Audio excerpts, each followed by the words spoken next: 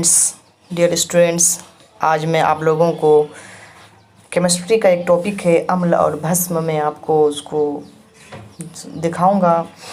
आप लोग जानते हैं, आप लोग बचपन से पढ़े होंगे, 8 क्लास में भी था, ये आपको 10th क्लास का टॉपिक है। तो अम्ल और भस्म का जो सिंपल परिभाषा है, अम्ल वो पदार्थ है जिसका जली विलयन स्वाद में खट्टा होता है और धातु से अभिक्रिया कर हाइड्रोजन गैस मुक्त करता है। तो जो अम्ल होता है वो स्वाद में खट्टा होता है और जो धातु है, जो मेटल है, उससे वो रिएक्शन करके हाइड्रोजन गैस मुक्त करता है। ये अम्ल का जो है बेसिक गुण है ना, ठीक है।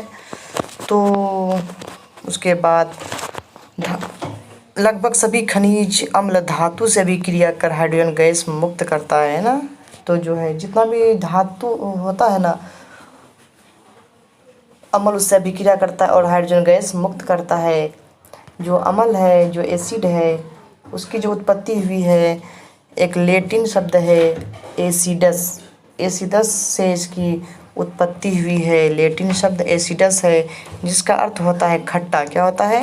जिसका अर्थ खट्टा होता है। ये आपको हो गया अम्ल का बेसिक परिभाषा हो गया। उसके बाद है भस्म, वो पदार्थ है जिसका जली विलयन वो स्वाद में कड़वा होता है ना। जो भस्म होता है वो स्वाद में कड़वा होता है और अम्ल को उदासीन कर लवण बनाता है। जो अम्ल है उसको क्या करता है, वो उदासीन कर देता है, न्यूट्रल करता है और लवण बनाता है, सॉल्ट बनाता है। ये आपको भस्म का, ये आपको दूसरा परिभाषा हो गया, ठीक है। अब देखिए, आप दूसरा परिभाषा आपको दिया है एक, और अम्ल और भस्म का जो है सेकंड जो डेफिनेशन है वो आर्हेनियस द्वारा दिया गया है ना, आर्हेनियस। तो उन्होंने कहा है कि अम्ल वो पदार्थ है जो जल में घुलकर हाइड्रोजन आयन H+ देता है ना।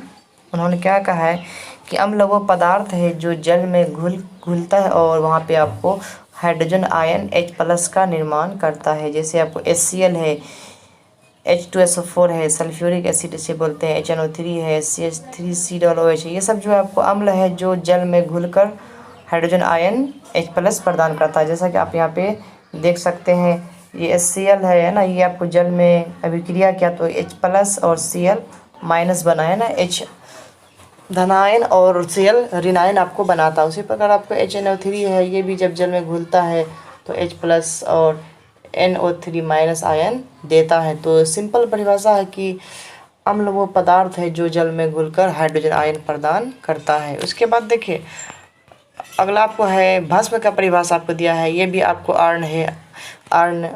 आर्हेनियस ने दिया है, ठीक है। उन्होंने कहा है भस्म वो पदार्थ है जो जल में घुलकर हाइड्रोक्साइड आयन देता है। क्या देता है? Hydroxide ion means OH- ion देता है आपको, ठीक है। OH- आयन आपको देता है कौन?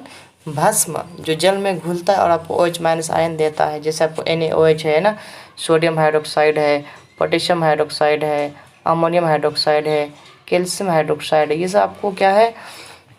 भस्म है, ठीक है। तो आप लोग एक जान सकते हैं कि जो अम्ल होता है ना, उसका जो होता है स्टार्टिंग में आपको H रहेगा, हाइड्रोजन रहेगा, है ना, और जो आपको भस्म होता है उसके अंत में आपको OH रहता है ना। तो जिसके बाद अंत में OH समझिए वो क्या है? भस्म है, ठीक है। तो ये आपको अम्ल और भस्म का जो है डेफिनेशन दिया था आपको आर्हेनियस ने, तो ये आपको हो गया, ठीक है। चलिए, इसमें एक बात और है कि जो है जल में विलेय भस्म को क्षार कहा जाता है। जो भस्म जल में घुलता है उसे क्या कहा जाता है? क्षार, ठीक है। चलिए, ये आपको हो गया। अब देखिए नेक्स्ट आपको है, इसमें दिया है कि कुछ अम्ल और भस्म के कुछ गुण दिया, ठीक है। अम्ल और भस्म के कुछ गुण यहाँ पे आपको दिया हुआ है ना। तो जो अम्ल होता है वो स्वाद में खट्टा होता है। अम्ल स्वाद में खट्टा होता है। जैसे आप देख सकते हैं नींबू का रस, नींबू ये आपको अम्ल होता है ना। सिट्रस फल जैसे आपको नींबू, संतरा, कच्चे अंगूर, ये सब आपको सिट्रिक एसिड इसमें पाया जाता है ना, जिसका स्वाद खट्टा होता है। सिरका में एसिटिक अम्ल होता है जो स्वाद में खट्टा होता है। सिरका अचार बनाने में प्रिजर्वेटिव, रक्षक के रूप में काम करता है ना। सिरका में जो है अचार में सिरका डालने से जो अचार जो है लंबे समय तक ठीक रहता है। अब कुछ इसमें आपको सारणी दिया है जो कुछ पदार्थ का इसमें कौन सा अम्ल होता है ये आपको दिया हुआ आप देख सकते हैं। जैसे आपके यहाँ पे नज़र के सामने है नींबू। नींबू में आपको होता है, नींबू और संतरा इसमें आपको होता है सिट्रिक अम्ल। क्या होता है? सिट्रिक अम्ल होता है। सेब में होता है मैलिक अम्ल होता है। इमली में होता है आपको टार्ट्रिक अम्ल होता है। सिरका में आपको होता है एसिटिक अम्ल होता है। दही में होता है लैक्टिक अम्ल। दही में कौन सा अम्ल होता है जी? सहीदा लैक्टिक अम्ल। टमाटर में होता है आपको ऑक्जेलिक अम्ल होता है। अमाशय रस जिसे हम लोग बोलते हैं, ठीक है, HC। अमाशय रस हमारे पेट में होता है जिसमें आपको होता है हाइड्रोक्लोरिक अम्ल होता है जिसे हम लोग HCl बोलते हैं, ठीक है। तो ये आपको उसी प्रकार आपको चाय में होता है टैनिक अम्ल होता है। चाय में होता है आपको टैनिक अम्ल होता है। उसके बाद आपको होता है लाल चींटी। चींटी की जो काटता है ना उसमें होता है फॉर्मिक अम्ल होता है ना, जिसे हम लोग एसिटिक अम्ल भी बोलते हैं। उसके विटामिन सी में होता है आपको एस्कॉर्बिक अम्ल है ना, विटामिन सी में एस्कॉर्बिक अम्ल होता है। तो ये कुछ पदार्थों में पाए जाने वाले अम्लों का नाम था। तो ये आप लोग जान चुके हैं। अम्ल स्वाद में खट्टा होता है, ठीक है।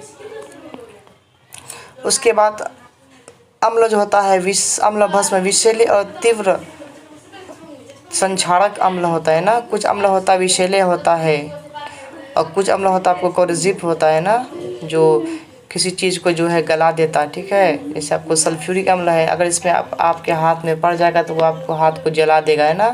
तो ये तीव्र नाशक भी होता है, ठीक है। कुछ अम्ल विषाला होता है ना, ठीक है।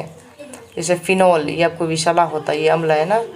उसके बाद जो है अम्ल तथा भस्म द्वारा रंजक के रूप में परिवर्तन होता है। अम्ल भस्म जो है अपने रंग में कुछ पदार्थ होता है जिसमें हम लोग अम्ल और भस्म को मिलाएंगे तो अपना रंग में क्या करेगा, परिवर्तन कर देता है, ठीक है। अम्ल तथा भस्म कुछ रंजकों के रंग में परिवर्तन करने में सक्षम होता है। क्या होता है? इन रंजकों में से एक रासायनिक सूचक लिटमस है जिसे थैलोफाइटा वर्ग के लाइकेन पौधे से निकाला जाता है, जो गुलाबी रंग का उदासीन अर्क होता है। लिटमस अम्लीय विलयन में लाल रंग देता है। लिटमस को अगर आप अम्लीय विलयन में डालोगे तो वो लाल रंग हो जाता है और क्षारीय विलयन में ये नीला रंग देता है, ठीक है। लिटमस का रंग होता है, ठीक है। उसको अगर आप डालोगे लाल विलयन, अम्लीय विलयन में वो आपको लाल रंग देगा और क्षारीय विलयन में आपको वो नीला रंग देता है ना। लिटमस पेपर के टुकड़े को लिटमस के अम्लीय और क्षारीय विलयन में डालकर सुखा लिया जाता है, जिसे लाल लिटमस तथा नीला लिटमस कहा जाता है ना। लिटमस दो प्रकार का होता है, लाल लिटमस और नीला लिटमस। किसी विलयन में यदि नीला लिटमस पत्र लाल हो जाता है तो वो विलयन अम्लीय होगा। अगर किसी विलयन में हम लोग डालें, यदि नीला लिटमस पत्र जो लाल हो जाएगा ना तो उसको हम लोग बोलेंगे विलयन जो है अम्लीय है, मतलब जो है, ठीक है। अम्लीय विलयन में जो है नीला लिटमस लाल हो जाता है और यदि लाल लिटमस पत्र नीला हो जाता है तो विलयन आपको क्षारीय होगा ना। अगर जो है लाल लिटमस पत्र को हम डालेंगे किसी विलयन में, वो अगर नीला हो जाएगा, समझिए वो आपको विलयन आपको क्षारीय है, ठीक है, ठीक है। तो ये आपको कुछ सूचक उसे कहते हैं जो अपने रंग में परिवर्तन लाकर अम्ल और भस्म का पहचान करता है। एग्जाम में पूछता है कि सूचक किसे कहते हैं, तो सूचक वो पदार्थ है जो अपने रंग में परिवर्तन लाकर अम्ल और भस्म का पहचान करता है, ठीक है। जैसे सूचक बहुत सारा होता है, कुछ सूचक प्राकृतिक है, कुछ सूचक जो है आपको आर्टिफिशियल होता है जिससे बनाया जाता है। जैसे आपको लिटमस है ना, लिटमस जो है इसे आप अम्लीय विलयन में डालोगे तो वो लाल हो जाएगा और जो है इसे क्षारीय विलयन में डालने पर वो नीला होता है। उसी प्रकार आपको जो है मेथिल ऑरेंज है, इसे आप डालोगे अम्लीय विलयन में आपको लाल हो जाएगा और आपको क्षारीय विलयन में पीला हो जाएगा। फिनोफ्थेलिन जो है ये अम्लीय विलयन में रंगहीन होता है, कलरलेस होता है और क्षारीय विलयन में गुलाबी हो जाएगा। हल्दी जो होता है वो अम्लीय विलयन में पीला होता है और क्षारीय विलयन में वो लाल भूरा रंग का हो जाता है। चुकंदर जो होता है ये अम्लीय विलयन में लाल बैंगनी होता है और जो है क्षारीय विलयन में ये पीला हो जाएगा, है ना। लाल पत्ता गोभी ये आपको जो है अम्लीय विलयन में लाल बैंगनी रंग का होता है और क्षारीय विलयन में ये हरा हो जाता है ना। तो ये कुछ सूचक था, इधर कुछ सूचक है और ये आपको जो है रंग में परिवर्तन दिखा रहा है, ठीक है। इधर आपको जो है ये रंग में परिवर्तन दिखा रहा है। तो हम लोगों ने आज जो है कुछ अम्ल और भस्म का जो है 2 परिभाषा देखें और जो है इसमें क्या परिवर्तन होता है वो हम लोग देखें। ठीक है, तो अगर आपको वीडियो अच्छा लगे तो हमारे चैनल को सब्सक्राइब कर दें। धन्यवाद।